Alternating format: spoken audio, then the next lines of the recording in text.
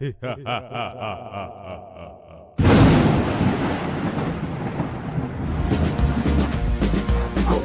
and witches and things that go bump in the night. Hello and welcome back to Evil Dread. It's another week, another ep, and another horror movie that we're talking about. I'm Lynn. I'm Wyeth, and it's finally nice out. Oh my god, today is beautiful. We got a nice little breeze, mid 60s. I threw out the pumpkins that had been on my porch since September. Ooh. They had the structural integrity of a soft-boiled egg at this point. Like they weren't like liquid, but they were they gave when you They were close to a liquid. I mean, yeah, but they looked good from the outside, just like me. But really, I'm just rotting on the inside. Yikes. Always. All right, so what did we watch this week? We watched a recent little teen indie flick called Super Dark Times. Can I just say, okay movie, pretty good movie, terrible title. Not a fan of that title. It's really stupid. What? I kind of liked it. Super Dark Times? I'm like, okay, this sounds like, I don't know, a not another teen movie style, like, spoof of stuff like I Know What You Did Last Summer, you know? Mm. Which it does have the plot of I Know What You Did Last Summer, It really does. I mean, no hook, hand, man, car door. Mm-mm. Which is a great meme, really underrated. Man, hook, hand, car door. like someone got that urban legend down to 5 words. Man, hook, hand, car door. The end. The wit of brevity. But yeah, it was interesting. It's been on Netflix. It's, I think, a first-time director. I'm kind of just saying that. I don't know that for sure, but it's no one notable. Yeah, it's all actual kids. Yeah, no one that I had seen before in anything. It does star young Steve from Stranger Things. Joe Keery minus 5 years, add in some penchant for violence. Mm-hmm. Continuing the line of John Ralphio. Oh my, yeah, there's a breed of actor who has, needs a haircut. Just wild hair. Yeah, kind of, a larger nose. Mm-hmm. But handsome in an uncomfortable way. Well, Joe Keery is at least. He's cute. Steve is cute. The other two, something could be desired. But yeah, what's this movie about, Wyatt?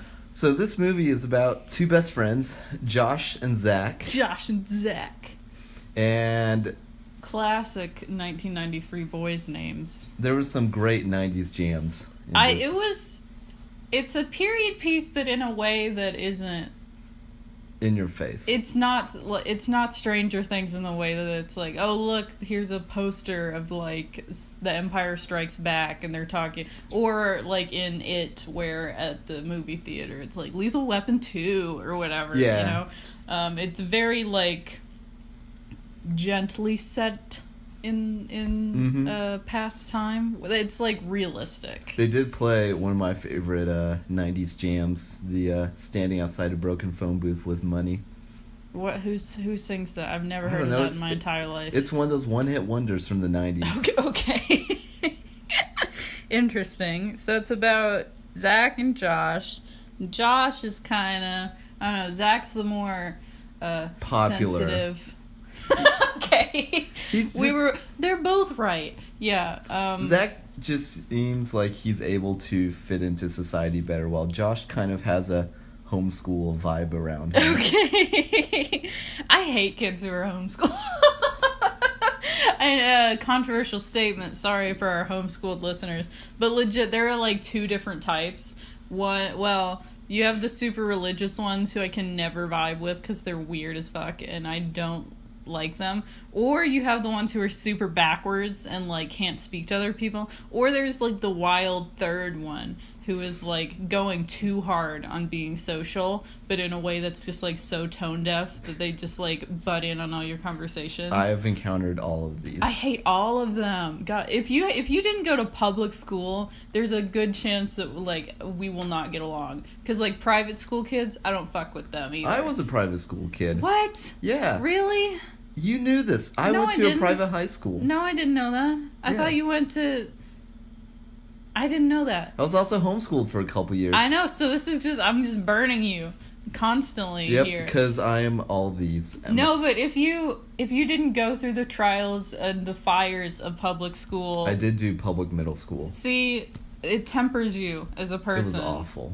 It's we had no options. We had one school in my town, okay? Ugh. And my mom worked there, so hell yeah, I had to go. Mm-hmm. But yeah, I don't trust private school or homeschool kids. This movie could be about the dangers of public school. So what happens between Josh So and Zach? they're your average high school boys. They talk about girls. Which means I hated them. I Like right off the bat, I was like, "Oh, good lord." Anyway, yeah, they talk about girls like who would you bang, and I'm just seeing. I was watching that scene. I was thinking to myself, I've never had a conversation like that. well, I'm glad because it was really upsetting and it really like turned me off. But anyway, so plot wise, we can get back to that because I got a lot to say. Okay, so yeah. there's also, so they're kind of best friends. They kind of do their own thing, and there's a couple other kids that kind of orbit. So Charlie is kind of the least important one, and he's a middle schooler. So Yeah. he's an 8th grader, so he's slightly younger than them. But he hangs out with this kid named Daryl. And Daryl's the absolute worst. Is it bad that I thought perhaps within the first maybe 10 minutes of Daryl being on screen, which he's not on screen for that long, Mm-hmm. that he might be developmentally disabled? I thought that too. Okay. I thought at first oh, they're being nice to the handicapped kid, and then I realized, oh, No, he's just the worst. Yeah. And like it's probably like acting. Hold on. I'm going to close my window cuz someone has decided to do some metal work. because it's such a nice day out. The industrial side of Lynn's apartment complex has come out to do chores. I guess. Okay. But Daryl's the worst, I hate him so much. which And not he really fills in the kind of like gross fat kid stereotype, which sucks. Mhm. Because like I think especially in the early 90s and in 80s movies there was always like a fat obnoxious kid in all of these like chunk. gangs. Yeah, I mean something like the Monster Squad undoes that so well because they actually like call him Fat Kid, but he's actually like one of the heroes of the movie, Yeah. and everyone really likes him. Or something like It, where Ben is the sweetest little babe who is a little chunkster. or like but the Goonies. yeah, but this just felt it. I don't know. There's like a long history in like horror movies and movies in general where like the fat character is the really gross obnoxious one Yeah. who is like terrible to be around. Like, but these are the kids who say like fuck every other word just because they can and to like impress each other. And oh god, and they're so grating and awful. But anyway, But they go to Josh's house. They go, and yeah, Josh's brother went off to join the Marines, and they find a sword in his. Well, brother. they also find a bag of weed, which Yes. Daryl is like really wanting to just steal, and Josh is like, "Hey, can you like not do that and just like not be a complete asshole all the time?" Like, Daryl is that kid who is able to find other kids' buttons so easily. Buttons. Buttons. Buttons. You really pronounce it with God, such a soft fuck T. off. No, it's just funny. Anyway, soft T on buttons. He just is an expert at pushing other kids' buttons. I agree. Yes, you're right. And he's just to the point where like no one wants to hang out with him. But basically, Zach was friends with him. He was like one of those. He's a real Sayori. Oh my god. Okay. From Doki no You know, I Literature thought we had left that behind. But at the beginning, he's like, Sayori, I used to hang out with her when we were kids, and I couldn't really choose my friends. You know? Yeah. So that's Zach's relationship with Daryl. So Zach is always like, hey, can you, like, stop pissing off my actual friends right now? Growing up there was an adopted Russian boy down the street from me, He sounds really fun. and my parents made me be friends with Stop! him. And he was a terrible person. Okay. He I want to hear more. he bullied everyone in the neighborhood, but like because his parents and my parents made us be friends, Okay. I had to hang out with him and just watch him bully other people. So And you were the Charlie of this situation? pretty much. And I got in trouble for telling my parents, I don't want to be his friend. You're making me be his friend. But they eventually, What age was this? middle school, Oh, okay. All right. they're like, be nice to the adopted kid who is a monster from Russia. So basically, it was like orphan. Yeah. Like, at a certain point, this Russian boy got the garden hose and started spraying people that walked past his house. What's his name? Sasha. Okay. All right. Interesting. Sasha, if you're listening, we're putting you on blast right On now. blast. You were a mean middle schooler. Terrible. So they find this bag of weed, which is kind of a plot point, but kind of also doesn't matter at all. And, well, it does kind of set them off. Anyway, Josh is like, hey, don't be messing with my brother's drug stash. Look at this over here. And this is where the film became a tragedy for Wyeth, I'm sure. So they get the sword and they go out to a field and they're just having some good old fashioned sword fun. Well, they're filling milk cartons with water and then throwing them in the air and then cutting them, which does sound really That sounds fun. See, sword fun. Good clean sword fun. I mean, but not when you're like 13 to 15-year-olds Yeah. who are like complete idiots. Anyway. Anyway, so it turns out Daryl had snuck the weed out and in his infinite wisdom decides to toke it up in front Oh, of he's Josh. just like rolling joints just in the middle of this field and in full view of Josh. no, like not hiding at all. He's the worst. Yeah. I was waiting for him to die. Like at this point I was like, any of these kids could die and I would be fine with it. It was very much like the beginning of Hostel. Ugh. The one time I watched it, I'm like, these people are all so heinous and disgusting and terrible that I really, there are no stakes for me because I really just can't wait to see them all killed. So I couldn't wait to see Daryl killed. And so Josh notices Daryl smoking weed and the two fight, but the other boys manage to separate them at first. Mm-hmm. But because they're teen boys and don't know how to let anything go, Daryl and Josh start shoving each other and they trip. Okay, Daryl started pushing Josh down while he was carrying a katana. Yeah. Dumbassery abounds. Right. This so they Stupid. It's so stupid. So Daryl falls on top of the sword. In the neck. Yeah. So he falls on Josh. Josh is like, and then blood starts coming out of Daryl's mouth. Who Daryl is on top of Josh. Really cool shot scene. Mm-hmm. There is the knife is sticking out of Daryl's neck, which is pretty cool looking. Yeah. Zach, being an idiot, is like, I'm gonna rip it out. See? That's not what you do. This whole movie could have been averted if they had just like, oh, well, obviously this is an accident. Yep. Let's just call 911. Dude, that is like, and I tweeted it last night while I was watching this fucking movie. I was like, these movies could be over within 15 minutes if you said, hello 911, we goofed real hard. We were being very stupid. Mm-hmm. Like, but it's always, and it's the exact same thing with the end of the fucking world. They kill this guy, like, clearly in the right. Yeah. But they're too stupid and they're too afraid of like getting in trouble for, I don't know, like having weed or whatever. Bad decisions around every turn.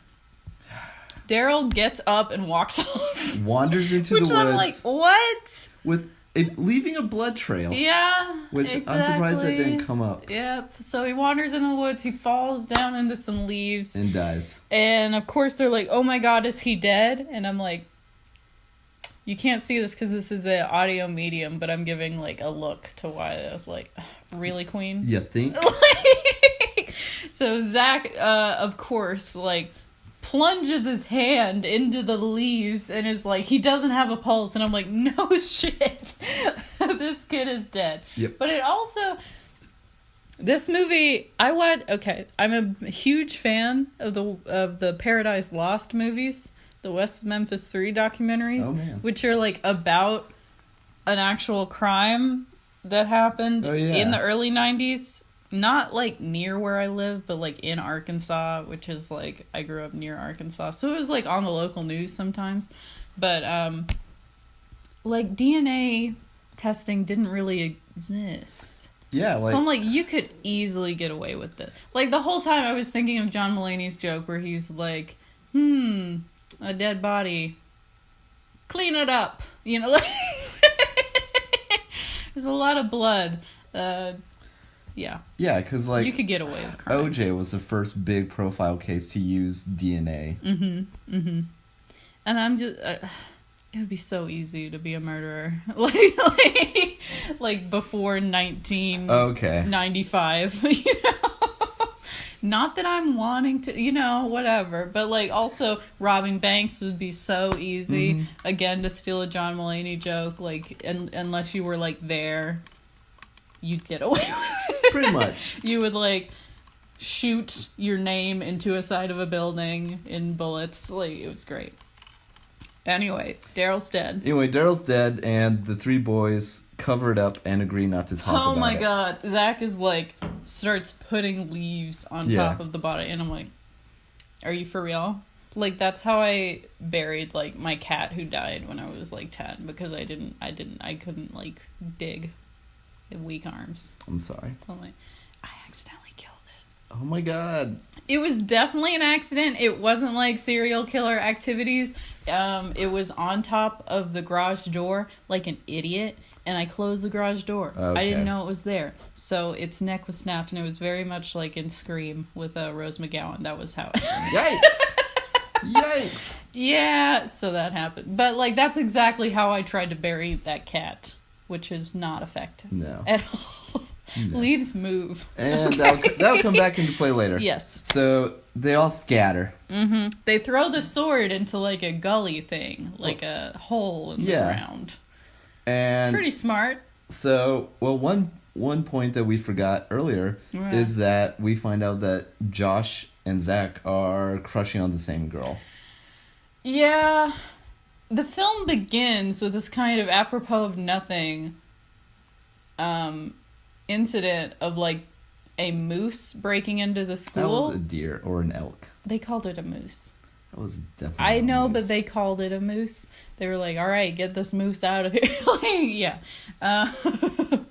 But, so, like, a deer jumps through one of the school windows and is, like, bleeding down the hall, and then is finally, like, dreadfully injured in the middle of this classroom, and the cops have to kill it. And the girl that they crush on, whose name... Allison. Allison. Who just looks- like in Hocus Pocus. Who looks so much like Sloane from Ferris Bueller. Really? She's one of those actors that, like, I cannot conjure an image of her in my mind. She looked so much like Sloane. Like the face. Okay. She looked very unremarkable to me. But she looked like a high school girl. Yeah. You know? So she had to, like, see it. But then they cut to the guys. So that kind of, like... That was a great opener. It was. I agree. I wish it had come back a little bit. I know it set the tone, but, like... I was expecting it to be like in Dreams, like a real Hannibal, the series. Yeah. thing. Can we acknowledge the fact that it really sucks that they cut the scene from Get Out that was in the trailer of the Deer skeleton? Deer skeleton? Yeah. I was really looking forward to that when I Me saw too. the movie. I need that deer skeleton. That in my life. Bojangles skeleton. Ew. So they're both crushing on the same girl. Well, basically, they're both making incredibly gross jokes about the same girl and how they want to fuck her in public and stuff. Mm-hmm. I hate them. Anyway, let's get back to the plot. Anyway, so after the accident, Zach, in anger, punches a wall. Breaks his own hand. Mm-hmm. Very cool. Ooh. He comes home and Allison is there because I don't know. She just came to visit him. Because it turns out like she likes him. They're very cute. It's a very sweet romance, like Yeah. in the middle of this really upsetting thing. Yeah, you come to like Zach, thankfully. Yeah, Zach is okay. He's the kind of guy who like only participates in that kind of toxic masculinity BS Because other guys do, which is not not good. excusing. Yeah. But he's like a sweet guy. Because like when Josh is talking about Allison and how like all the ways he wants to have sex with her and everything, Zach is like, I like her as a person. Yeah. I like her that way, but I also like, maybe we shouldn't talk about her like this because she's like an okay person as a friend to like and stuff. But anyway, so he goes home.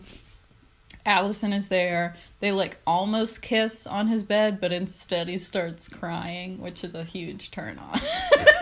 You do love those crying bloody men. I do. Not really. It wasn't really a turn on. It was It made him more sympathetic. well, I was surprised that Allison wasn't like, what? You know? She really reacted in a way that was very like cool with it and like, yeah, you can cry on me for a second, dude. I have a crush. Yeah. But then it's a repeated thing in the movie that he doesn't kiss her. They like almost kiss multiple times. I have thoughts about that. Okay, we'll get to that later then. So they're trying to be normal, Yeah. basically. Josh isn't coming to school, which is a red flag. Charlie is like, you don't know me, don't talk to me. Of all the three kids, Charlie had the most sense. And he's the youngest. Like, yeah, I appreciated him. He's like, Like- why are you coming to see me at a school you don't go to? We have never really been seen in public together. Now all my friends know who you are. Go away. Like, he had that situation on lockdown. He's done it before. Charlie has killed before. It's like in Heathers where he's like, okay, we got to do this, this, and this. And she's like, what? Have you done this before? And he like doesn't answer. Speaking of Heathers, let's go on a tangent. We'll talk about it. That remake. Yes. You want to do that right now? Let's We'll go. Get into it. I'm ready for this Upset. tangent. Okay, so what do you know about the Heathers remake? Because I can just go off and... I heard they were remaking it. I haven't seen the original, so it was not something I was invested in until... We're watching it next week. Until...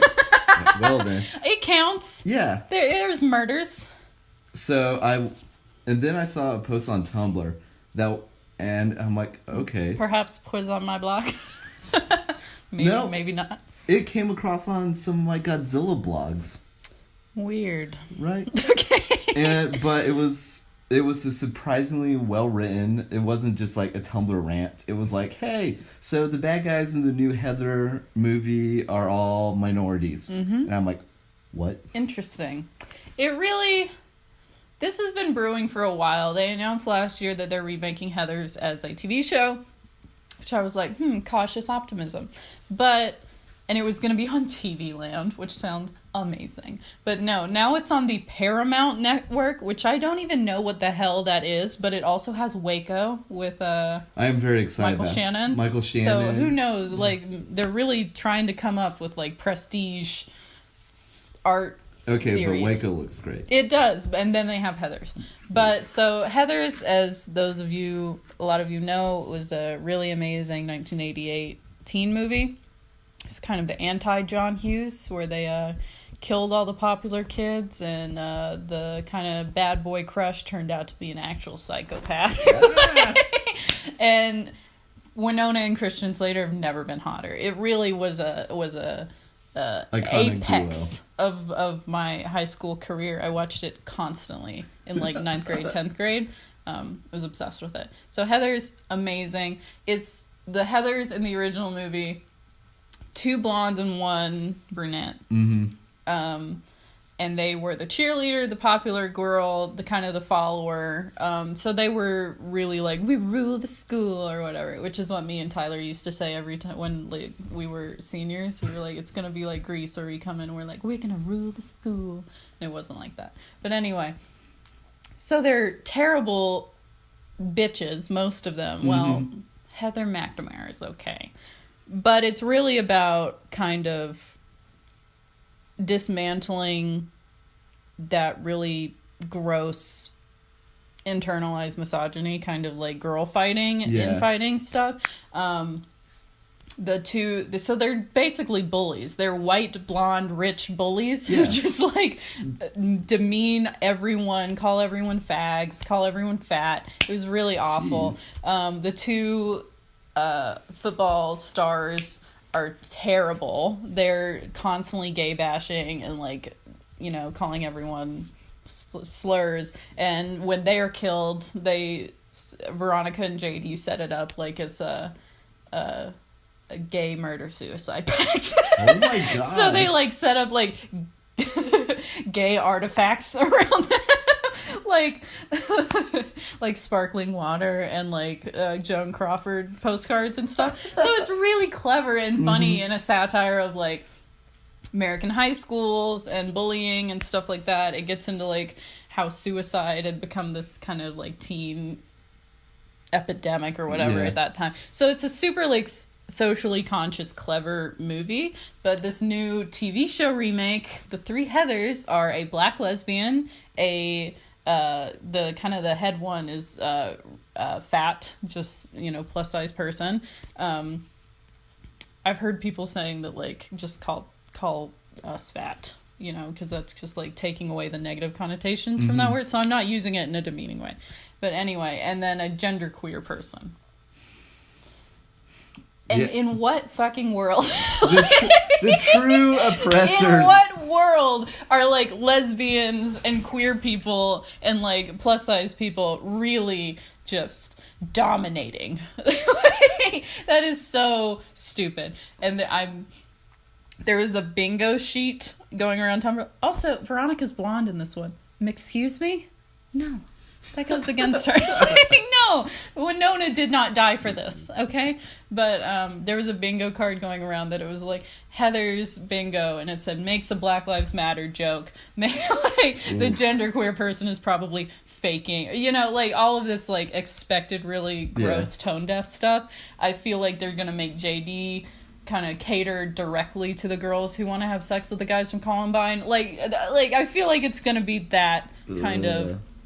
We're hip, and we're gonna like actually mention the word Tumblr in like the first 5 minutes of the show and use the word SJWs and shit like that. It's really just missing the entire point of the original movie. Don't regret not watching the trailer. Yeah, don't. It's awful. The original has such a specific, like, interesting vocabulary about it. Instead of saying how cool, they say how very, but you don't really know what, you know. Or the classic, fuck me gently with a chainsaw. That's amazing. Iconic. But they're it's like a cheap imitation of that kind of, like, cadence or whatever. Like, well, I think in the new one it's like, well, suck my third nipple, and I'm like, who wrote What? this? Hello, fellow youth. Exactly. I'm like, oh, the kids these days, they love talking about nips. Anyway, we'll watch Heathers sometime. Anyway, back to Super Dark Time. Yes, but it is similar. It's kind of like a, you know, dark-sided... edgy teen movie. Yes, dark-sided. I sound like that lady on Trading Spouses. Oh, God. You know her? Yes. Gargoyles. Sly Kicks. One of our earliest interactions was you showing me this. Really? In a hallway. Oh my gosh, I love that lady. I cast thee out the name of God. It's great. Anyway, so Super Dark Times. So the boys it gets super dark.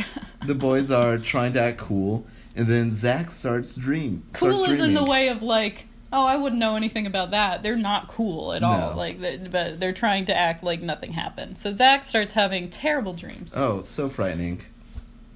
Can I just say that this is like maybe a C+ level script with A+ visuals and cinematography?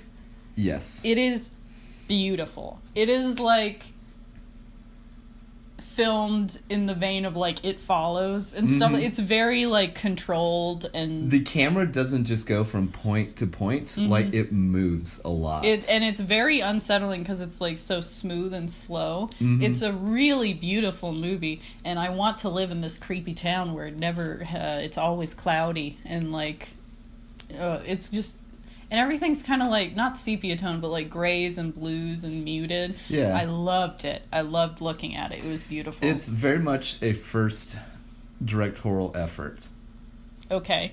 Like, Go on. I'm listening. I feel like every director's first directorial debut has rough edges. Like, Get Out is one of the few exceptions where I can't really think of anything that I would change. Script was equally as strong. Yeah. Like, I definitely feel like Super Dark Time could have used more room for character development. Yes, I think the visuals elevated the script to a point that it would not have. We wouldn't be considering it nearly as good if it was filmed in a less remarkable way. Yeah. And the kids, I think the kids were very good actors. I agree. Josh, Zach, and Allison were all... I don't know about Josh. I got some problems with Josh's character. I have some problems with his character development. Okay, yeah. And we'll get into that. So it's really just Zach having these terrible nightmares. He's in physical pain just because I thought he was going to have like a ulcer or like something. a ruptured spleen or yeah, something. Yeah, because he was like mixing up my curves. Can we talk about how amazing his mom is? His mom is great. His mom is the best character in this movie. I love her so much. She's like a single mom who like enjoys a beer at dinner. Yeah. And is just chill. I'm going to read my trashy romance novels. I don't care. And then when the girl comes and like leaves the house, she's like, she's cute, and he's like, I think so too. They have such a sweet relationship. And when he's like in a lot of pain, she like goes down to the basement where he's sleeping, and then it like cuts and there's like she's sleeping on the couch like opposite him, just like, oh god, what a great mom. It was a rare invested parent in a horror movie. Yeah, definitely. So what else happens? So the party scene. Well, before that, they're like, this Daryl kid's gone missing. Mm-hmm. Have you heard? This Daryl kid and all that. And Zach's like, what? Yeah, I don't. And his mom comes in and she's like, do you remember Daryl, whatever? And he's like, he pauses for like 30 seconds. It's really like, be chill, dude. But he's like, yeah, I mean like from like years ago or whatever. And she's like, okay, well be careful. He's gone missing. I got a call from his mom, all this stuff. So what did you think of the second dream? Of Zach's second dream in class? liked it. I liked it a lot. It was a real... It looked like the Antichrist poster. I have not seen that movie, but yes, I did. I've not seen it either. I don't want to. either. No. Lars von Trier. Get out of here, go Lars die. von Trier. Yeah. Although I do want to see Melancholia. I couldn't deal with that. I got like 30 minutes in. I was like, no, ma'am. No. God. But, he has a dream where, and the dreams are really cool because they do not announce themselves as dreams. The first one, he is in bed, he rolls over, there's like a really intense knock on his door, he rolls over and his watch isn't there, so he's like, Mom, what time is it? And then he says, Mom, what time is it? In the exact same cadence that he did before, which like makes it weird and kind of like repetitious. What let me know was a dream when he tried to look through the window and it's just fog. Yes. Like there's no outside world. He goes into the living room, which is all decorated for Christmas. I like that. I like that visual kind of motif. And then Daryl's body, I guess. Daryl is like standing in the hallway and just there's kind of watching him. This hole in the ceiling and it's just so ominous. And it looks like a black puddle. Yeah. So it's really cool. The really visuals cool are dreams. great. The second one I liked a lot. He is in the kind of hollow where Daryl's body is, and he had wanted to go there. He had told Josh and Charlie, and they're like, are you stupid? Like, no. And he's like, we have to bury him. And they're like, no, we literally don't. We really do not. But I know this was like before Dateline, but they were... Don't go back to the scene of the crime. Come on. Like, really? But, so the dream starts and he's at the scene of the crime and he's pulling leaves, like, one by one off of the body. But then it's revealed to be Allison's body, and then they start making out, and... At first she looks dead, but then he kisses her and her arms start to move. Yeah. But she never opens her eyes, which I found really creepy. Well, and after this, he looks up and Josh is kind of standing above them. Watching them have sex. Yes. I don't think they were actually having sex. His boxers were on. I mean, I know there's a window in the front, but, like, it didn't look like they were actually having sex. But, like, it looked like what a 16-year-old thinks having sex is. That's true. That's a good point. But, and then is the knife, like, hanging above them? The like, sword suspended? is suspended above The them. sword of Damocles. Pretty much. Oh, shit. It's mythical at this point. And And then he wakes up with a boner. he had a wet dream, and he has to go to the restroom to clean it. Yeah, that was gross. Is that just like a normal thing that happens in like men's restaurant? Because like another kid comes in and just like Zach is cleaning himself. I can never get their names right. And Zach like glances back at this kid, and this kid is like, "What, you looking at my dick?" And I'm like, "Y'all are the worst people. There is no one on earth worse demographically than like 13 to 17-year-old boys." Yeah, Disgusting. Zach should have cleaned him off in a stall. I'm just Come on, like, don't do them. why are you so obnoxious?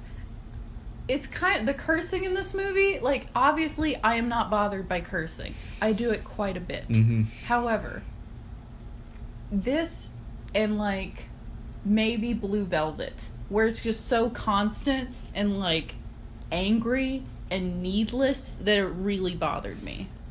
You know what I mean? It felt like, to me, it felt natural, not in like a good way, Yeah. but like, of course, these teen boys who are constantly having to like compete against each other. Yeah. It wasn't surprising, but it was just like, this is what these guys really are like, and it's upsetting, and I don't like it. They're just vulgar and gross and like, ugh. To quote Riverdale, I've had enough of this toxic masculinity in this hallway. Riverdale is woke.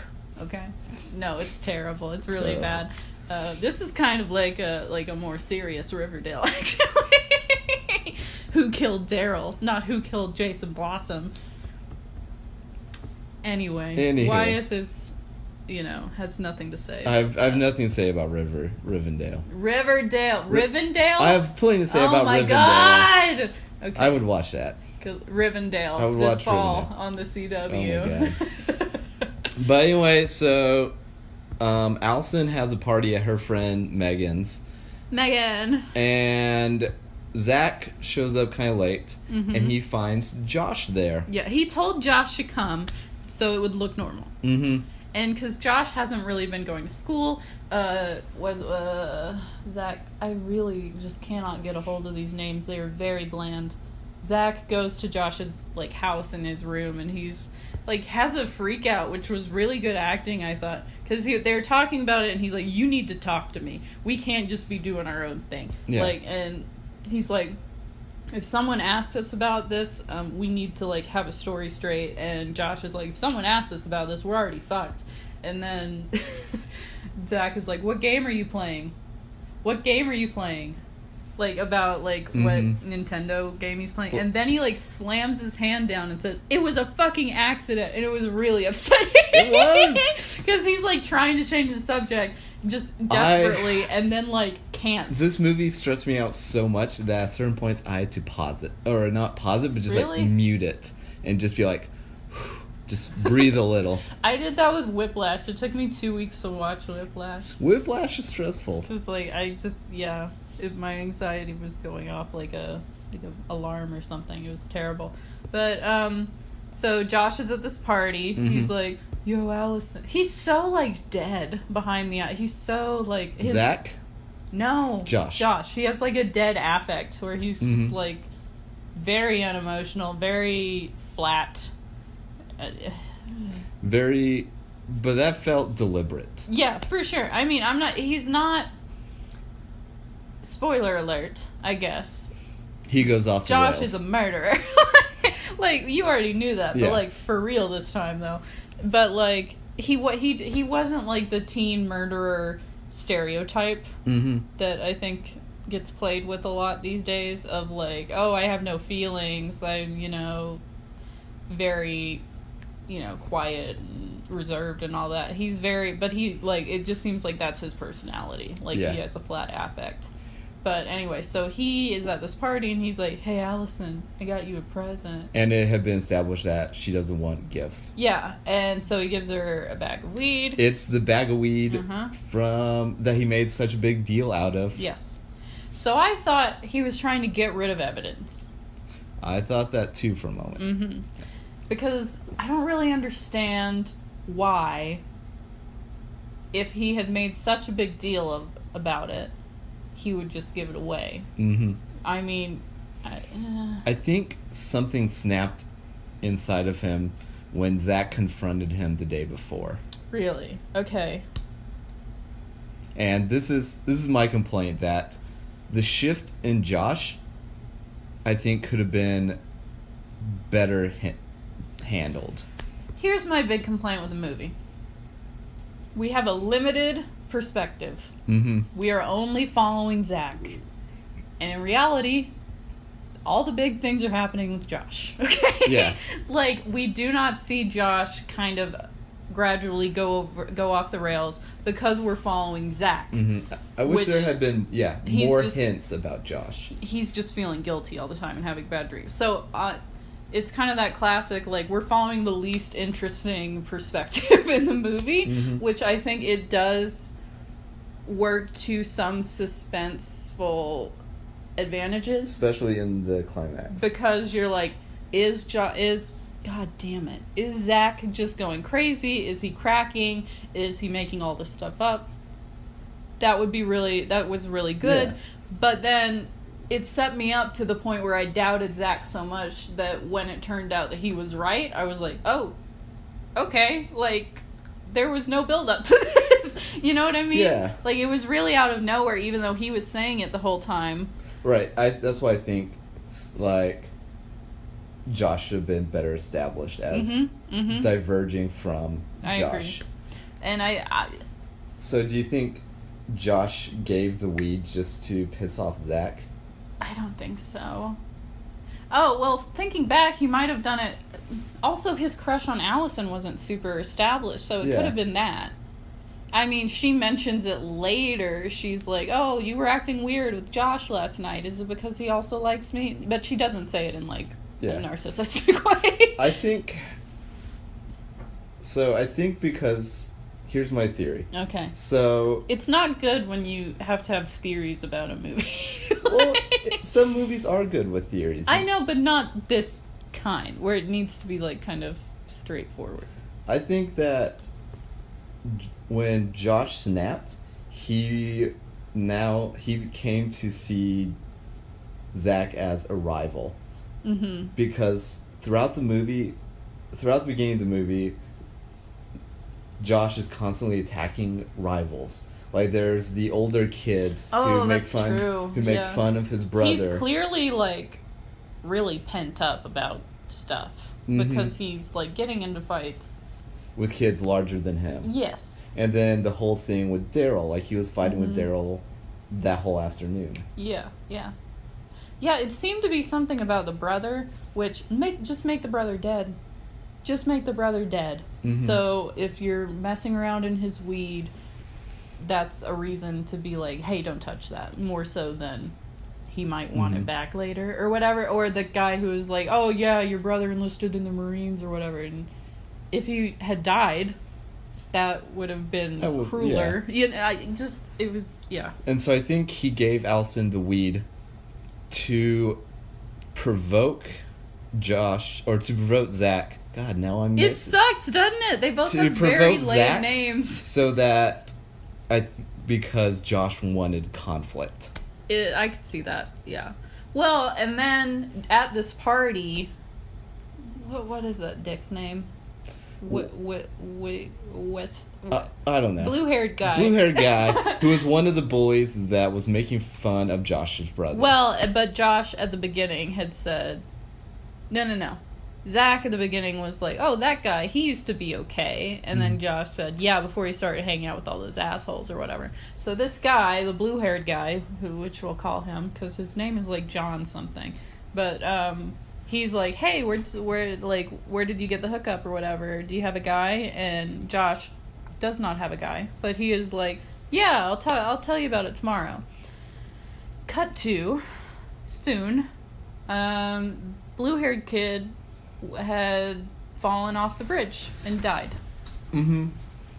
And he was kind of the school's, like, dealer. Yes. So he had fallen off the bridge and died, and Zach is like, holy shit. Okay. That he was gonna meet Josh. They had hung out at the bridge before. Mm-hmm. Josh had kind of a thing against this guy. But then Allison is like, people mess around on that bridge all the time. He could have fallen off. Or he could have jumped. Well, it's this really interesting exchange where Zach was like, maybe he didn't fall. And she goes, oh, do you think he jumped? When clearly he was going to be like, maybe he was pushed. Yeah. But it really, like, diverged, and it showed how, like, I guess, different her perspective is. Mm-hmm. Because, like, I don't know. I just thought it was a nice detail. It was a great detail of innocence. Mm-hmm, yeah. She's not Because thinking about that. Her worldview is still that the threat is from others, Mm-hmm. and the violence has already happened to Zach, and so he realizes, like, the violence is among us now. Yes, for sure. Which was interesting. All that occurs off screen, Mm-hmm. too. Then Josh comes over to Zach's house, and he kind of confronts him, right? Yeah. I don't remember this part very well. You watched this, like, 2 hours ago, so... Zach confronts Josh. Josh is beginning to act like everything is normal, but in a very unnormal way. He also called his professor a cunt, like, in class. Yeah. So things are, like, happening with Josh. Yeah, it's clear that, like, the spring inside of him is tightening to an unbearable degree. Ooh, all right. Poetic. I have my moments. All right, so what did they talk about? Like, Well, I think... Like, were you with Yeah. John, blue-haired kid, or And whatever? so, unfortunately, I think that Zach kind of Showed his hand. showed his hand, which made Josh desperate. Well, he kind of just let him know, like, what are you doing? Like, I'm keeping tabs on you, Yeah. and you're acting weird. But he doesn't come out and say, like, I think you killed this guy. I think you killed another person. Yeah, but is that where he's like, what's wrong with us? Like, we were friends. Yeah. And then Josh does this thing where he kind of like all these terrible kids used to do, where they, like, he lunges at him a little bit and Zach, like, flinches just to, like, show I think it's... domination. Yeah, it's Josh thinking, or Josh trying to become alpha. Okay. Can I just say, I was going to class the other day to teach, and I was behind these 3 sorority girls, and they had just gotten out of their Comp 2. I don't know who they were talking about, but they were like, yeah, it made sense when he said he was just a grad student. He's such a beta male. I was like, do people really say that Apparently. in real life? Like, Oh my god. I hate those terms. I don't know if I could hate sorority girls more, but now I'm like, you really just talk about people, like, and I definitely, like, thought I might know who they were talking about. Oh my god. Because I'm like, who's a beta male? Yep. We're all fucking beta males, dude. We're in, like, a humanities grad school department. We're not in fire science. I loved our fire science department. We do have a fire science department because of the kids in my class will be like, I'm in fire science, and I'm like, what? We have that? Really? Cool. Well, I just picture fire bending. Okay. Nerdy. All right. But anyway, so Josh trying to be that alpha male. In reality, none of them are alpha males. he is just the epitome of white, awful angst. Yeah, like white gross male entitlement turned into violence. Mm-hmm. So, what happened? So Zach is gonna go see Allison. Mm-hmm. How does he like gather that it's Allison next?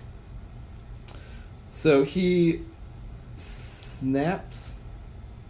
You keep talking about men snapping, and it's really visceral language. The spring within him is tightening. Zach goes back to the body. Yeah. Go ahead. So Zach goes back to Daryl's. I watched this like 12 hours ago. How do I not have like any memory of this I don't know. movie? So he goes back and finds Daryl's body uncovered and mutilated.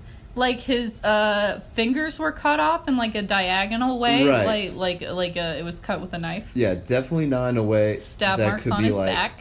Yeah, and he goes down. Part of his head's gone too, right? Yeah. Like you can see his brain. Like he looks scalped Yeah. a little, and the sword is gone from the hole.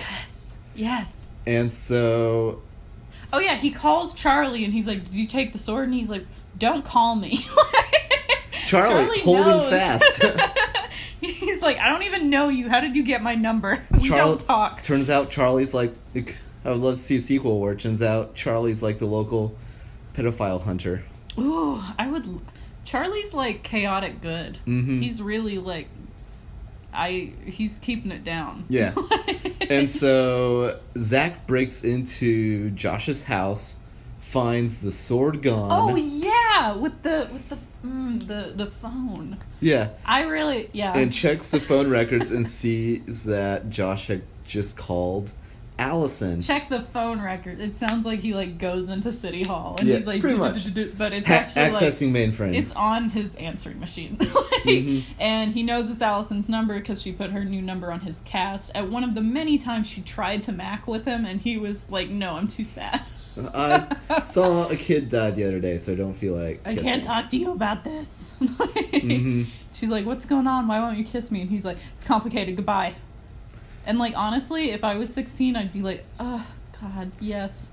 Let me just tell me about it." Like it would not. I liked be... that Allison was presented as forward and not forward in the bad way. Yes, she was very like confident about liking him, and she wasn't pressuring, and it was like oddly sweet. Like they really like had moments of like intimacy without romance. and like understanding without knowing the details. She's like, I know like you're going through something. Yeah, and that's okay. So I'm here, you know? She's forward but not pushy. It reminded me a lot of that movie Boys in the Trees that I talked about on my fall break driving episode. But it's like teen romance in a way that's very like it's treated with respect and not like, oh, this is just stupid kid stuff or whatever. It's very like nuanced and like respectful of like how big those feelings feel at that moment, you know? And so he goes to Zach Allison's house. frantically begins to search for Allison. Meanwhile, Because he's like, Josh gonna kill Allison. Yeah. He kind of jumps to a conclusion, but it is the correct conclusion to jump to. and supposedly. it shows Josh appearing at Megan's house with a beach towel, with something long, something wrapped in a beach beach towel. towel. And he gives them weed, and there's a disgusting scene of everyone silently watching Josh chug milk. You were that like didn't even register with me when I saw it, but I woke up to many a text from Wyatt this morning, one of which said, "Hate this scene of Josh drinking milk." People who drink milk Oh, I don't trust him. without cookies or other baked goods, no. If you drink milk, if you go to private school, don't talk to me. If you're- 'Cause we're different, okay? You can judge a man by how they drink their milk. How they drink their milk, whether they go to private school, or if they enjoyed The Blind Side. That's how I judge. Listen, I'm like, if we you have nothing in enjoy, common. if you enjoyed The Blind Side, that's like a human race test. It is, yeah. Like- or if you like pledged a Greek life organization. Wyatt is about to drop the bomb that he was like a Delta Tau guy or something. No. The only see, I don't even. That was from Animal House. I think I don't even know I real. haven't seen Animal House. Dude, I used to watch Animal House every Friday What? after I got done with marching That's band wild. on Friday night. You did football marching games. band? Yes. This is a trip of an episode. I I'm know, like it's finding just out. reminiscing about high school. I also quoted Animal House during an intimate moment. Went over its head. So that's really Animal House is important to me. It's been a part of some key moments in your life. It really has. I've memorized that movie. It really, like, when I went to college and it wasn't like that, I was like, well, shit. It's just depression and, like, drinking Gatorade in a shower. That Ugh. sucks. Gross. Well, Anyway. So yeah, the milk scene is awful. That's the grossest part of the movie. He just drinks a glass of milk, dude. And Like, my Nana does that every night. ugh. People drink milk hot, and that just No! What? staggers me. Can I just say... It's this old like wives' tale. Like if you drink hot It'll milk, help you go to sleep. do you do that? I tried it once, and I put Jesus. it in a... No, I was trying to make hot chocolate. So I was trying to heat up the milk to put into the dust. And and I put it in my, like, kettle, and it burned, and I had burnt milk at the bottom of my kettle. I still do. I, like, threw that kettle away, like, 3 weeks ago, but that had God. been burnt Oh. milk kettle for, like, 3 years. Gross. Don't drink milk. Don't drink it hot, either. Don't drink it without cookies or cereal. Yeah, true. I don't even like when people, like, sip on the bowl after cereal. I do that. Disgusting. Cinnamon Toast Crunch. Get out of milk. here. Get out of here. Get out of here. Okay. So they go up to Megan's room and they're hitting that wacky tobacco. They're toking hard, Token it up, 420. getting the devil's lettuce up in them. And Josh is like, oh, hey, ladies, I have a sword. He's also like, I don't want to smoke this weed I brought you. And they're like, that's a little weird, but thanks, I guess. You know? I mean, that is a good practice if you're a dealer. Don't smoke your own supply. This is the episode that Wyeth reveals that he is not only a drug dealer, but he also was a frat guy, and he also went to private school. These are Ah! those are 2 out of 3 rumors. Oh my god, okay. And so they start waving the sword, and then Cut to Zach, because we don't see any of this shit Zach happen. is just cross country running through the neighborhoods. I like the soundtrack in this movie, but it is like light techno, like. It's very it's kind of like It's not a, John It Carpenter. follows, but yeah, Yeah, it's not as banging as It Follows. It's very like, it's kind of like the take away the vocals to like a Cure song from like 1989. I was going to say like the bass line to some pieces from The Thing. Like it's just kind of like sinister and in the background. Okay. Both solid references. So True. Josh is like, no, Zach. Zach God is damn running. it. He gets to Allison's house. Her shitty brother is like, who wants to know? And he's like, I do, okay?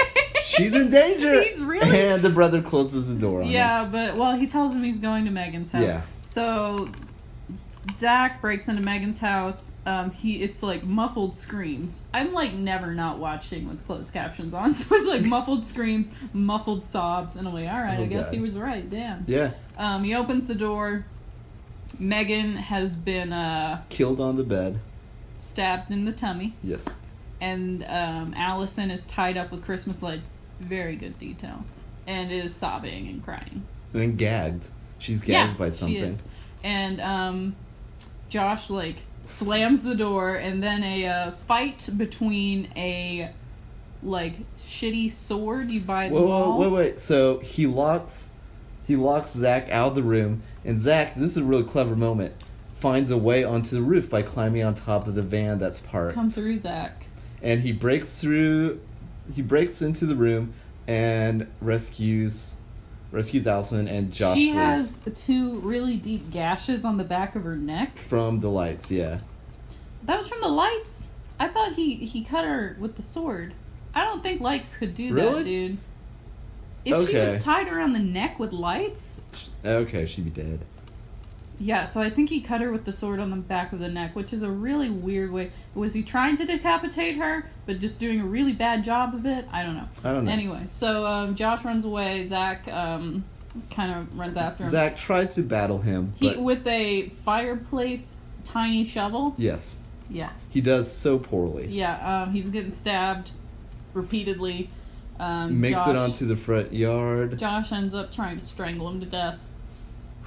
But because this is like a suburban neighborhood where people like live, Someone finally comes. This big man, like tackles Josh. And then Zach gets in a swift right hook. Yeah, good Knocks for him Zach. out. I know, right? Good. Cut to Megan's dead.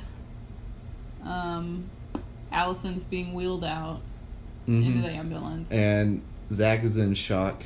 And there's such a great scene of Oof. Zach staring at Josh in the police car. In the back of the police car, it's raining. It's raining. His glasses are off, which I thought was cool, and he just he makes eye contact and he kind of leans back into the dark. Into the shadows. Josh dissolves into the darkness. Like, that's such a good shot. Yes, and then we cut to a shower, and like rain, like the rain melts with the shower, and it's kind of like cleansing. Did you notice that, like, at the start of the movie, the camera was, like, the scenery was bright? Mm-hmm. Like, the scene where Daryl dies is brightly lit. Mm-hmm. But the whole tone of the movie was darkening as the movie was going along. Mm-hmm. Until the very end where it's suddenly, like, things have been resolved and the world is bright again. Yeah, it was like bright white in the shower. And it was summer. And it was Allison. We do not get any resolved story about Zach, which I was interested Zach or Josh, we don't find out about them, but It just shows Allison in class, the kid behind her. She has her hair in a ponytail. He sees the two like gashes, scars on the back of her neck, and she puts down her hair. In the end, well, okay. it shows her answering a question, but from the teacher. yes, So it shows that, like, Allison is recovering, which I was like, I like that. I liked it a lot. It did start and end with Allison, but I thought it should have a bigger through line of her if we were going to do that. Yeah. I thought maybe we didn't get a resolution with Zach because he was complicit in at least the first incident, Mm-hmm. in the first killing. Yeah, I wish it felt like there should have been something about Zach. There's a scene where she's in the passenger seat of a car looking out. Pan over and have Zach be driving. Yeah, Done. The end. Yeah, like, it's fine. that would have been good. But I do like that it kind of didn't let him off the hook Mm-hmm. for what he was involved in. There's that really haunting moment when what is it? Josh is like brings down the sword on Zach, and he puts up his cast, Yeah, but it hits his head. it hits his head and like slices down, and like the thickest blood Oh ever my God. comes down It was like slime. on his face, and he goes, "What is this? We're friends. Like, what are we doing? You're my friend." And Zach doesn't speak at all during that, does he?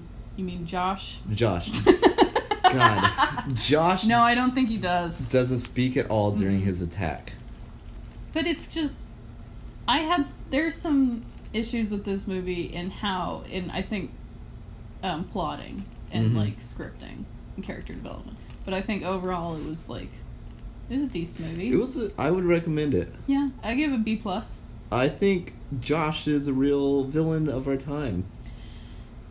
Yeah, in a way that you never knew he was bad until he was. Mm-hmm. You know? I feel like Josh will have grown up to become a person who, like, swats. What does that mean? It's where, like, video game streamers online have the threat of swatting, where people can acquire your IP address, which is your location. Yes, so doxing. Yeah, and people can call, like, the police in your area and say there's a hostage situation at this place. And, like, a recent case where a person... I saw that. I Yeah. didn't know what it was. That's swatting. It's terrible. It's just... I don't know. I'm kind of sick of teenage white boy villains, but it's also like the villains in real life are teenage white boys right now, so I'm glad it's being reflected in that way, but also I don't want it to be misconstrued as at all like romanticizing or making them deeper than they are, you know? I mean, I don't think... Do you feel like this romanticized? I don't think this movie particularly did, but there's kind of a danger in...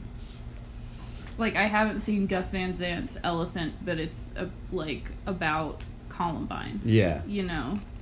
And I think there's kind of a...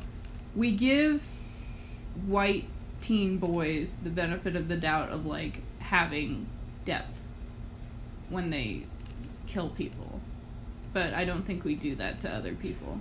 Yeah, I like that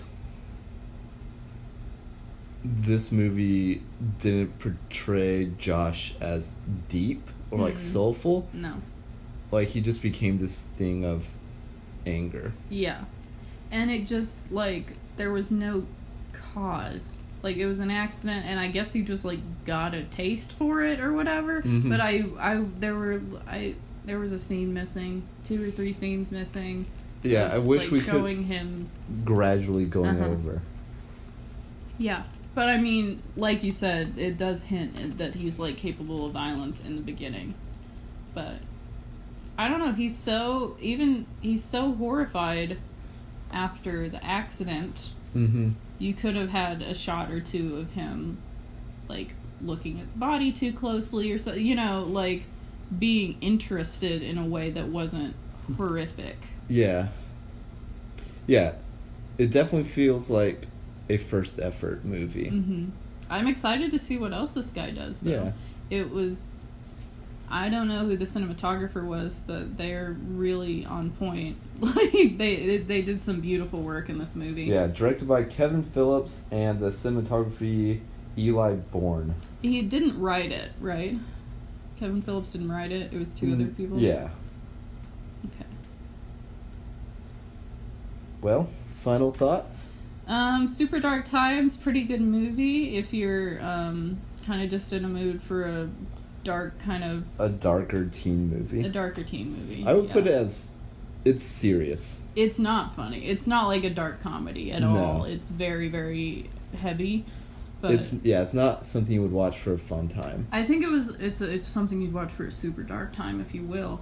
But See what you did there. But yeah, it's really upsettingly realistic, I think.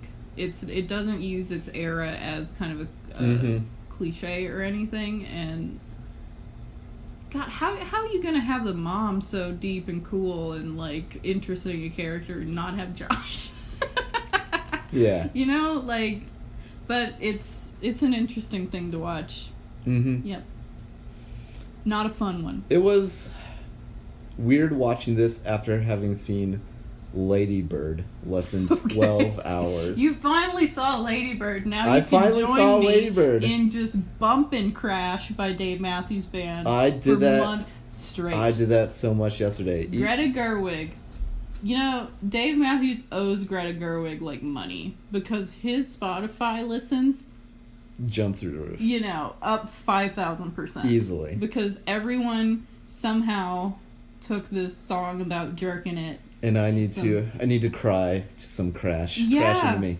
I'm like, thank God, Greta Gerwig. You took a gross song about creeping on a girl and, like, spying on her and masturbating, and you made it about, like, growing up as a young teen woman and your mom. And I'm like, yeah. Yeah, Super Dark Times felt like it could be in the same universe. And there was, like... Oof. God.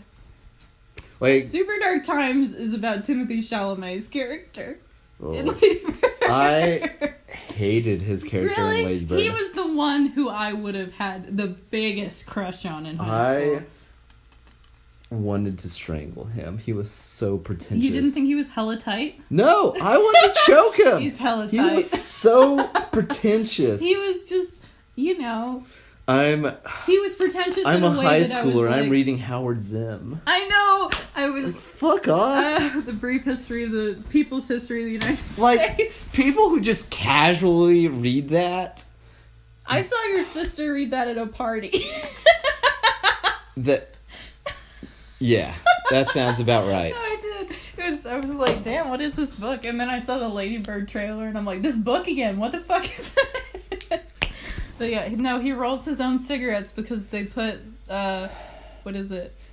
Because they put too much chemicals. And I just... What's insulation? I was thinking I just don't... wall cotton candy. They put wall cotton candy in cigarettes. I just don't want to be a part of this economy. Me neither, honestly. No, and he's right about cell phones, though. He's like, in 10 years, everyone's going to have a cell phone. That's and true. we're going to be monitoring the government's not going to have to monitor us. We'll do it ourselves. And Slow down there, young Snowden. He's right. Oh, my God. But he was the worst. But there were some... Everyone in that movie was the worst, but in a way that I knew them. Yeah. And I was them, at least at some point. You know? Okay, we're just moving fully from Super Dark Tide into Lady Bird. This is our podcast. It's true. I'm ready to go in about Lady Bird. Do it. Is that your personal pick? Yes, I would definitely say Lady Bird. But she's so obnoxious, and I really expected to hate her. From the trailer. I'm like, God, she's gonna be so like it's gonna be Juno all over again. I was afraid, like when it was initially coming out, I had that Juno vibe, and I was very happy to be disappointed. I'm like, ooh, how whimsical. I'm like, no, it's actually about like being poor and a teenager. Yeah, and, like, it kind of felt like the girl version of Boyhood. Can we go back to Super Dark Times for one second? We are going right back. I couldn't finish Boyhood because once it got to the point where he was a teenager and they were like smashing bottles in like abandoned houses or whatever, and just it was the same thing. It was just constant demeaning, gross, vulgar discussion about girls at school, or just like so performative and trying to impress each other with how gross you could be, like in your language or like subject matter. And I was just like, I hate this. But that was like all of Super Dark Times. Yeah, it was the entirety of Super Dark Times. Was that one section of Boyhood? It was the beginning. Like Super Dark Times got better. It gets better, but like I said, I was very happy to see them all die. Only one of them died, but anyway. Lady Bird felt like the female version of Boyhood, in that it does such a great job of capturing like youth. Yeah. Like, and I love the dad. Tracy Letts. Oh, he was so good. The Oklahoma Poet Laureate. What? Tracy Letts wrote August Osage County and Bug and Killer Joe. He is a playwright. He's done a ton of playwright work. He's also an actor. He's married to Carrie Coon of Fargo fame. And The Leftovers. Power couple. Tracy Letts and Carrie Coon. He's from Durant and Tulsa. Huh. How about that? I'm still digesting Lady Bird, but the more I think about it, the more I like it. Me too. I couldn't stop thinking about it. It has way more to chew on than I was expecting. Yep. Especially with the mom relationship. The mom was fantastic. Oh, God. It was... This movie is like the defining movie of where you have an awkward... It's not an unhealthy relationship with your parents, but like growing up, there's that high school phase where you're kind of like sizing each other up. Where your parents go from being your hero and they become something else. Okay, I can see that. I mean, there's a moment where Tracy Letts is her Lady Bird and her mom have like such a contentious relationship. And there's a moment where Tracy Letts is talking to her and she's like, you both just have such big personalities and you're so similar. And I can't tell you how many goddamn times my mom has told me that about me and my dad, because we don't really get along. And she's like, it's just because you're so similar and you're both really, stubborn and, so alike in different ways and all that, and I like bawled. Oh my god, I was like, this is a personal attack. I used to fight with my parents so much in high school. Really? Like, a I lot. cannot see that. Okay. It was your And Scorpio coming out, finally. Apparently.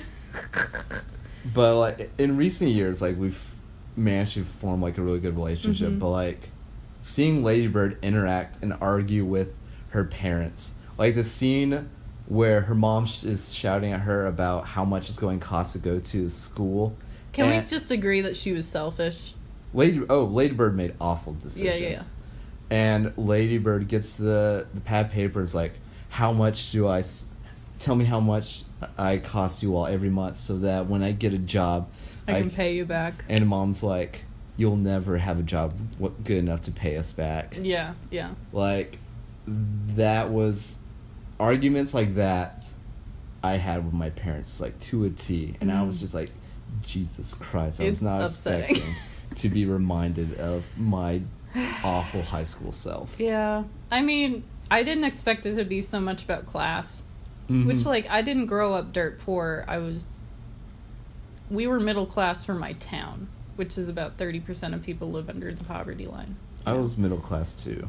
But my mom's a teacher. My dad, like, makes slightly more than her. They finally started making money after I left the house, which is, like, how it works. But, like, I've had, you know, at one point, I remember I'm like, for my birthday, can we please go see this movie or whatever? Like, and it was, like, a few weeks before big payday or whatever, and they're like, no, we just can't. We can't do that. No. Like, I was, you know, lower middle class in a way that some of that really resonated. Like, because my parents put McCall Knight in a private school because they didn't want me in a public school, much like Lady Bird, our family cut down on, like, a lot of, like, fun stuff, like vacations and just buying things really kind of dissipated during high school. And so, but my parents still made an effort, you know? And so that really hit close to home, like, seeing the sacrifice that Lady Bird's parents and my parents made for their kids. Yeah.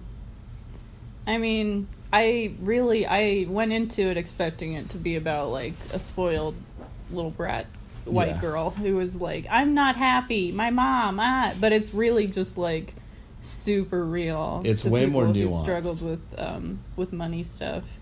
And, like, yeah, she ends up going to college in New York City because they refinance her fucking house. And I'm like, no. And you know that... Take the L, Lady Bird. And you know that she only spent at most 2 semesters in New York Well, before it's kind of transferring based back. on Greta Gerwig. Yeah. So she did graduate from NYU. But it's like, I felt like I knew Lady Bird. Like, so many friends were like, I am leaving Oklahoma and Kansas and going to the East Coast. Yeah. And they haven't prepared themselves for what life in the big city is like. I felt like that was kind of me too, because, like, I had never ever really been happy in my town. It's just goes against a lot of what I value. Like, it's very judgmental and southern and racist and, like, alienating. If you're not, like, in the churches and stuff like that, it's super insular and insulated and all that. So I wanted to get out so bad, and then I finally did, and like, no one got out like that. If you went somewhere, you went to Missouri or Arkansas. So, like, I went to New Mexico, and I was like, all my problems are gonna be solved because I'm not at the root of the problem anymore. And then I was like, oh shit, a ton of new problems. Some new problems appear. And I mean, it made me appreciate home in a different way because I didn't have to. It was kind of like a safe haven where a bunch of terrible things happened in Albuquerque and in New Mexico. So I think, like, the moment where the nun is like, you write about Sacramento so beautifully, and she's like, I hate Sacramento, I just pay attention. And she's like, isn't that the same thing as love, just paying attention? I'm like, oh I God. loved the sisters and the brothers in this movie. Like, where Do you mean like Lady Bird's brother, or like the church people? nuns, the church Okay. people? Like, when Lady Bird vandalizes the sister's car, just married to Jesus, and the sister just laughs about it, Yeah. and is like, we are not just married, we've been married 40 years. Like, I love seeing someone that's usually portrayed as like an oppressor shown as like someone who actually has heart. Yeah. Everyone in that movie, like, even if you're like an asshole, like Timothy Chalamet or whatever, Yeah. like, they're all real. They all have depth. Al made the comment that there's no real villain in this movie. Like, the rich girl, who would usually be the arch nemesis of someone like Lady Bird, is shown not to be that bad. Yeah. Did you like the use of Justin Timberlake's Cry Me a River as like a period piece of music?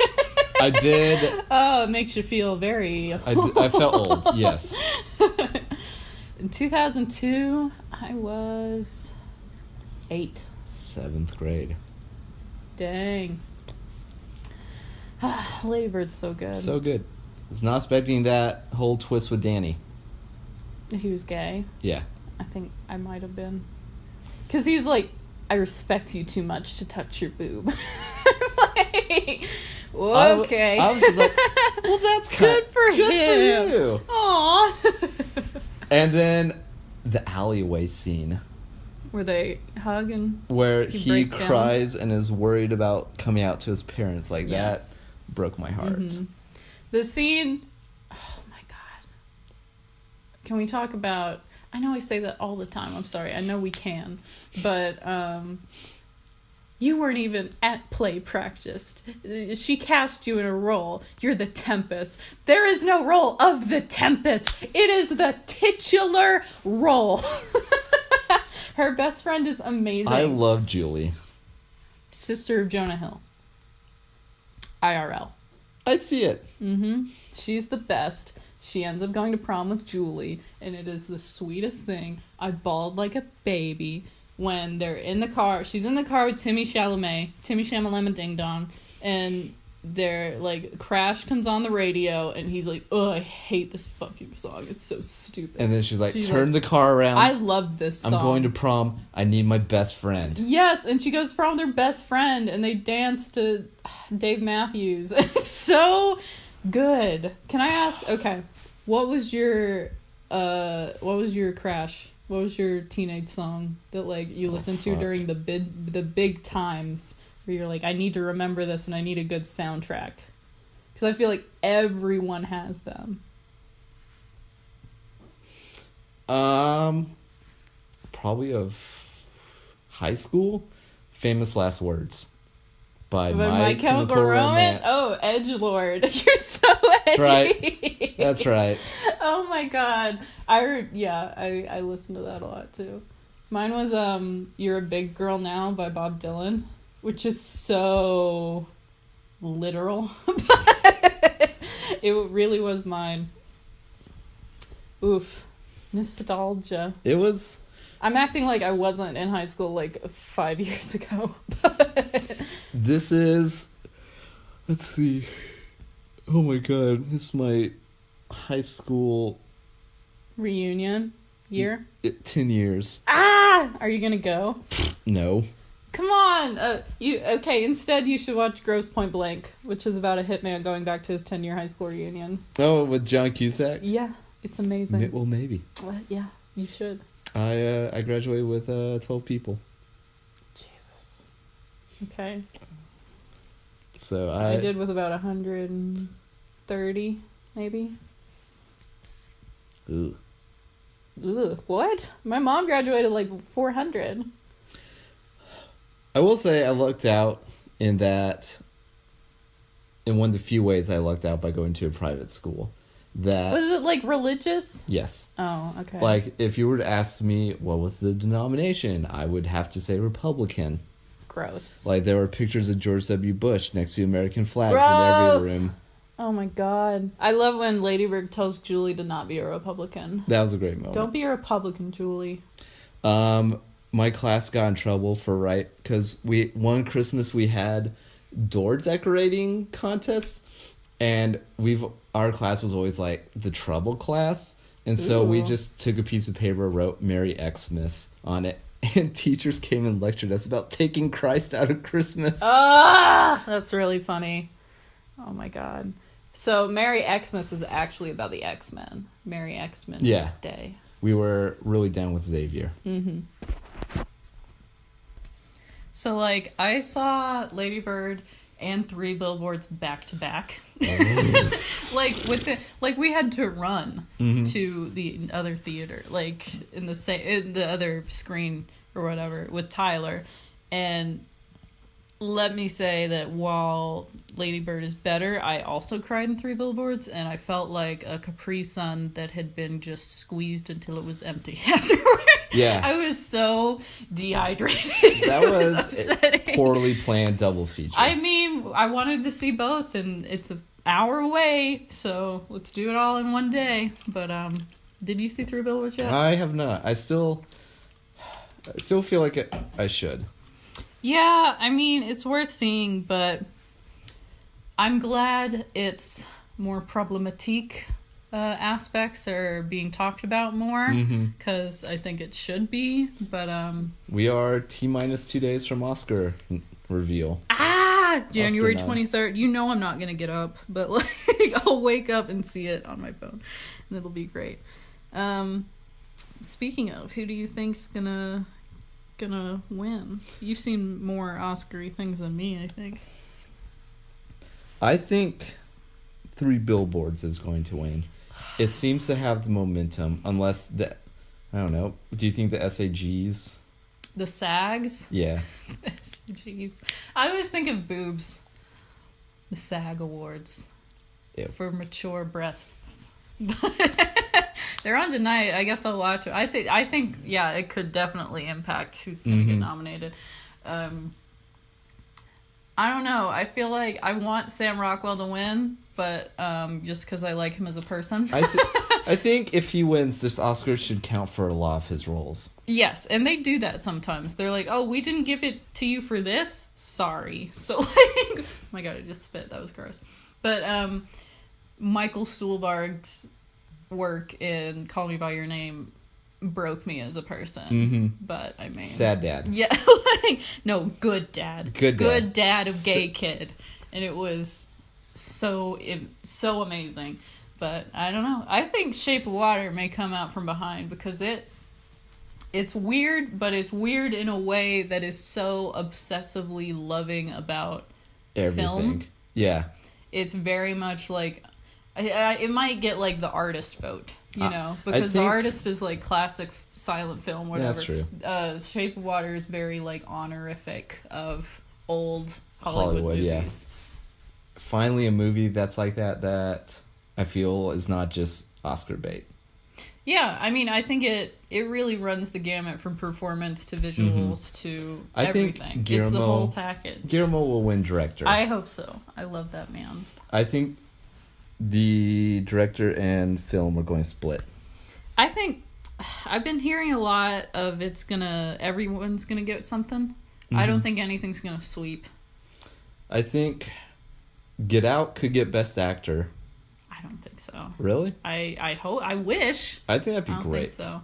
I think three Billboards Best Picture. Actress Frances, obviously. I think Best Supporting Actress will be Lady Bird's mom. Well, it's down to Laurie Metcalf or Allison Janney, who plays Tanya Harding's mom. Yeah. I was listening to this. It was the Little Gold Men podcast, which they do on Vanity Fair. And this guy was like, I don't know. I think it's between those two, but they both play... He was like, I think that Allison Janney and I, Tonya is less disturbing than Laurie Metcalf and Lady Bird. He's like, that's just such a real, upsetting, kind of disturbing, dark role of motherhood. Wait, and I'm the like, mo- who the- the fuck was your mom? Like, Wait, what? the mom in Lady Bird? Yes. And he's like, the mom in I, Tonya is so over the top that it's kind of funny. And I'm like, the mom in I, Tonya is like abusive Yeah. and terrible and awful and like beat her daughter.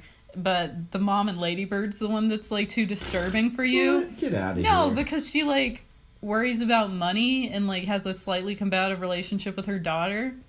Chill. It never felt abusive. No, absolutely not. It was, I don't get along with you because Because we're you both just- strong personalities. well, and they're from different perspectives. The airport scene wrecked me in Lady Bird. I saw this, oh my god, I saw this post and it was someone had looked like super close at all of the letter drafts that Lady Bird's Yeah. mom had written to her my God. and typed it out. I wanted death. Like, Please send that to me so I can I'm read them while so listening to Dave Matthews. because yes, and it was just like we had trouble having kids and you were a miracle and you were my miracle and I'll always love you for that. And I'm how just cool like was it that her parents were cool with her stepbrother and his girlfriend? I don't know. I thought that was like her adopted brother. Yeah. Oh, sorry. Yeah, adopted, not step. I think it was partially out of necessity because they needed income in that house Yeah. to like, you They know. were good parents. Yeah, I mean, Like poor the scene, Tracy Letts. the Good scene lord. with the job, where the dad doesn't get the job. Like, let's go get a bag of Doritos and eat it in the car. Yes, he's so great. And at one point, Lady Bird finds a bottle of prescription medication in the like cabinet, and she goes to her mom and she's like, "What's going on? What is this?" And she's like, "Your dad's had depression for 20 years." That is an exact conversation that I had with my mom about my Really? dad, and it was like a glass shattering moment because like my dad has always been like Ron Swanson, kind of Yeah, yeah, invincible, and then like learning that he too has suffered from depression like his whole life was like, oh my god. Yeah, yeah.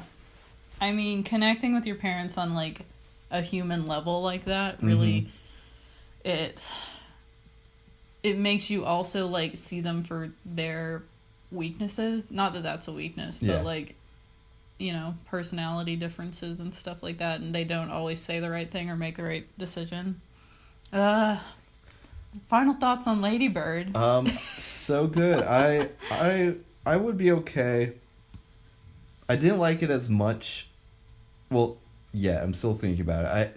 It didn't immediately jump to the forefront as like The Post or Shape of Water, but I would be okay if it got Best Picture. I would be fine with that too because I think it was number 2 on my list under It. If But I mean, if Boyhood could win Best Picture, Boyhood didn't win Best what Picture. won Best Picture that year? Birdman? Because I was really invested in Boyhood not winning because I hated it. Wait, there was one movie that came out that year that I really wanted to win. What was it? Was that the year of that was the year of Gravity? Yeah. Gravity should have won Best Picture. It was too scary for me. I didn't like it. I don't like space or technology or robots or any of it. Really. None of this future None stuff. of it at all. Black Mirror? No, thank you. Except San Junipero. That one's very nice and gay. But all right, Lady Bird. I don't think it's gonna win Best Picture just because if you look at the voting pool, I don't know if a story about a teen girl struggling with growing up is going to resonate as hard with a group of men? 60-plus-year-old dudes. I want Greta to get a director nom. I'm not sure that'll happen, You know but what? it's deserved. With all these old men, I watch the Oscars go to Martin Phantom McDonough. Thread. I hate Paul Thomas Anderson. What? I say Why? that all the time. Wait, were you not privy to this? I feel like I scream it from the mountaintops. You do, and I've been standing at the base hearing it a lot, hearing Okay. the echoes, but you've never walked me through why. I have never connected with one of his movies. Like, on a narrative level, on a thematic level. I just don't... I don't get it. Of all his movies, I think you might like Inherent Vice. I tried to watch it. Really? Yeah. It just seemed... I don't know. They're more like tone poems with a tone that I don't understand. I just don't connect to him. And I know people like laud him as so amazing and like one of the best directors of our time or whatever. But to be honest, I think the best part about him is Maya Rudolph. But whatever. I saw There Will Be Blood. I didn't understand the milkshake line. I still don't understand it. I don't know why it's in there. It's just insane screamings from an insane man. I don't get it. I'm very mixed on PTA.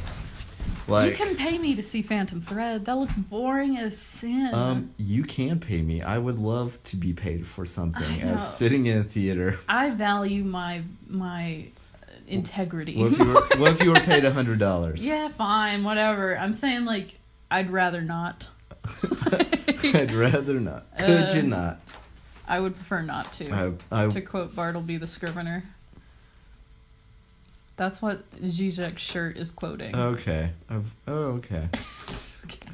Well, anyway, let's hope it doesn't go to Phantom Thread. I don't think it will. Okay, Maybe Best Actor. Do you have any other personal picks? I'm playing through the new Doom game. Okay. It is a delight. I thought you said Dune. I'm like, they got one of those? Nope. But they're... Dennis Villeneuve. He is doing directing Dune. it. I'm excited.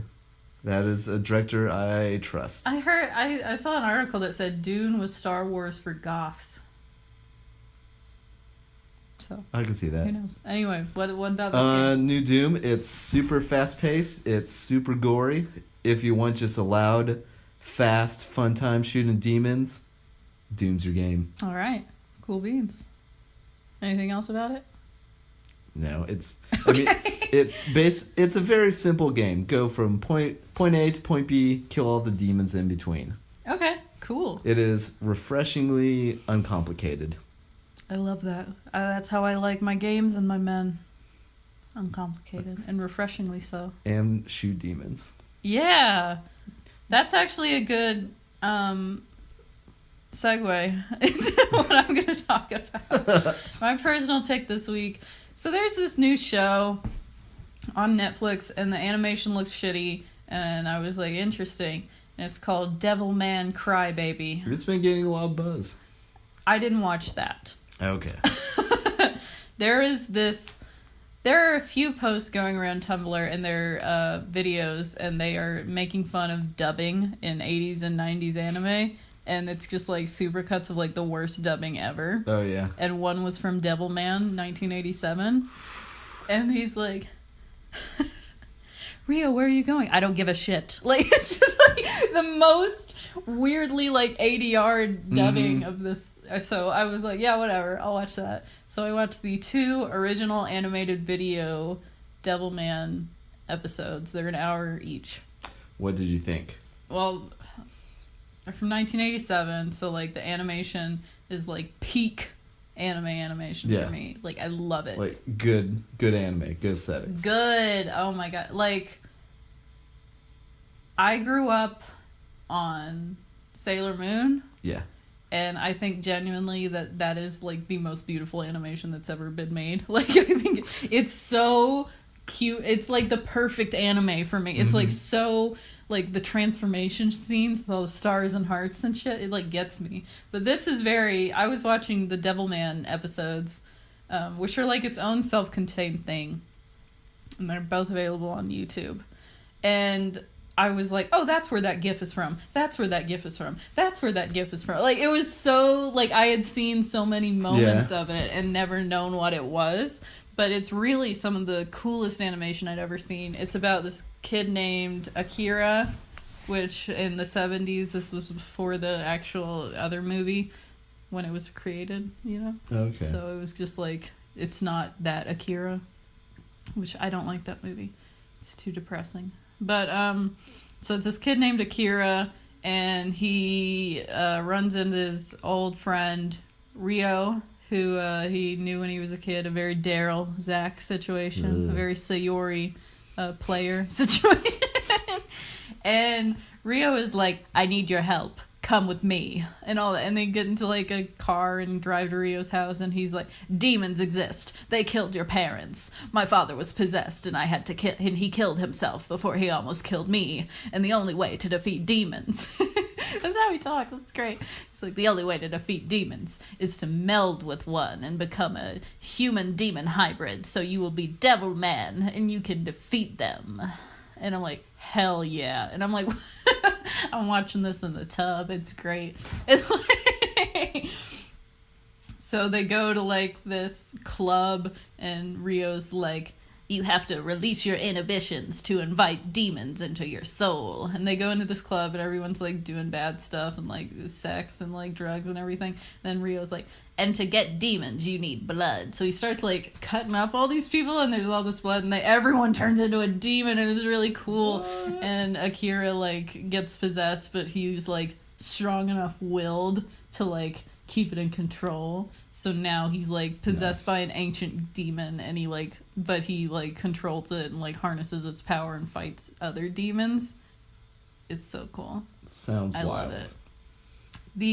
The dubbing is insane. It's crazy. I loved it though. None of it makes sense really, like story wise. The second episode is really cool because there's like a seraphim lady who's like half bird, half lady, and her tits are all woman. And then they're like always out. That sounds like Hades anime. You know, but it's so cool, and just I love the battle scenes. His eyeliner game is on point when he's a like half demon person. Would you consider that example of glow up? Oh yeah, he was like a little Jonas Brother looking baby before, and now he has like fangs and like good eyeliner, looking like, you know. He got that Urban Decay. Ooh. He went to Ulta. What? It's a makeup brand. Yeah. He went to Sephora, got a makeover. Yes, I understand the Kat words Von that D, come out of your Outlaw, mouth. tattoo liner. What? This is non sequiturs. Those are all makeup brands. You're just dumb. Okay, so Devilman, it's really cool. I watched it in like Friday evening, and now I want to get into more 80s anime. Not to be a creep, not to be someone who like defines myself by my interest in anime, because I think those people are insane. I don't think you're going to buy a waifu pillow anytime. I want a pillow. You have your pillow. No, I want a Daifuku pillow, but with like Jeff Goldblum on it or something. How about Taika? I could see Taika being okay with that licensing of his image. Or maybe I'll get a Devilman one, because he's pretty hot. Do it. Break gender norms with waifu pillows. Husbandfu? Is that? No, I don't that doesn't know. exist. I don't know. But yeah, I need a... Birthday's coming up. Put that on your Amazon wish list. Yes. Mom. I need a body pillow. You with hear like that, Leslie? A character printed on it. But it's really good. I'm wanting to get into like the 80s vampire animes. Okay. So there's one, it's... Oh, God. I can't remember it. Not Nightwalker or something. I'm gonna look into that, and then I'll probably finally do Neon Genesis Evangelion and Cowboy Bebop and all that shit. I used to draw manga so much in like elementary school. I'm excited to hear your thoughts on Evangelion because I have many, and I don't know if I like it years later.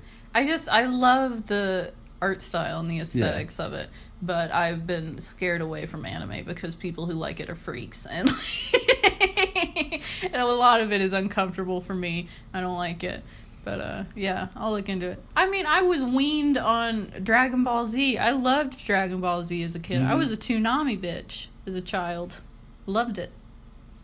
Always wanted to watch Inuyasha, but I was scared I was doing something wrong.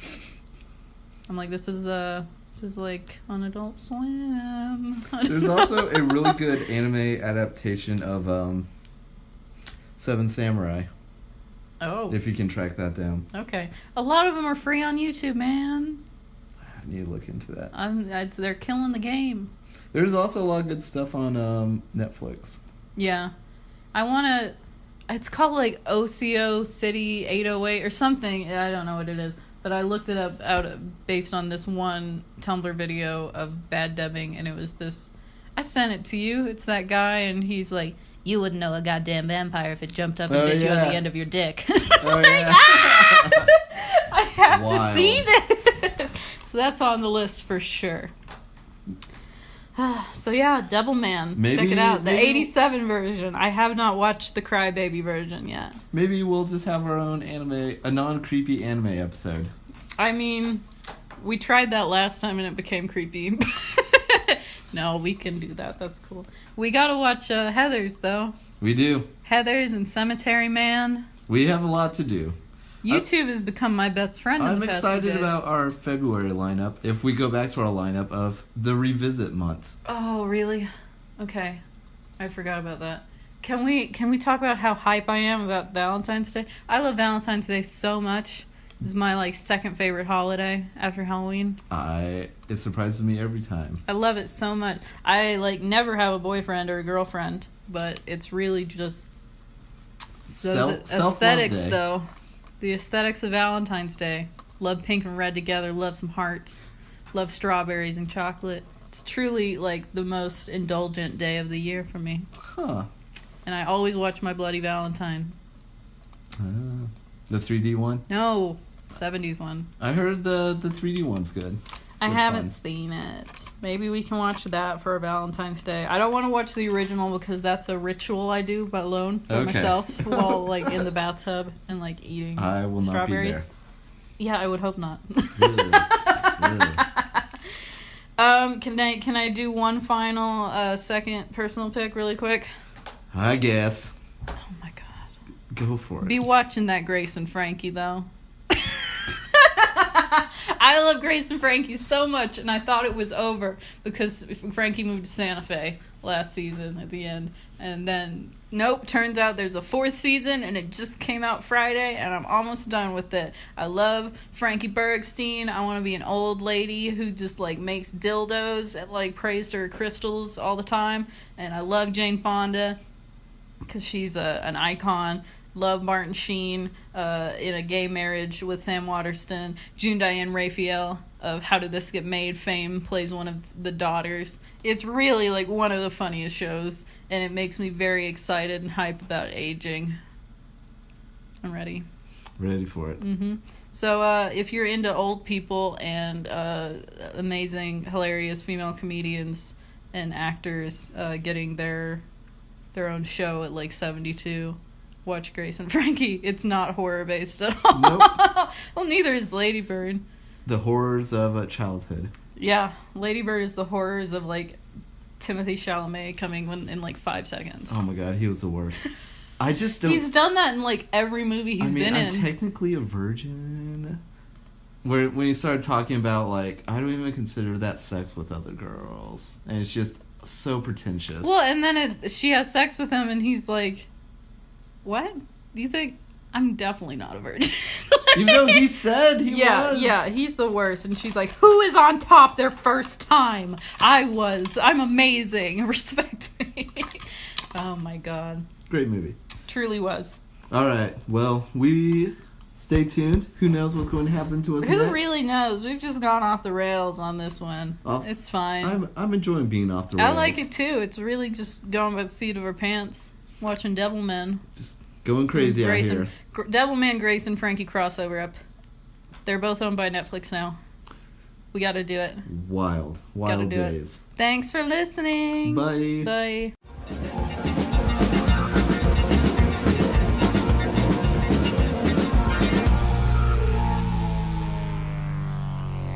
Clearly behaved like a man demented, obsessed, utterly lost.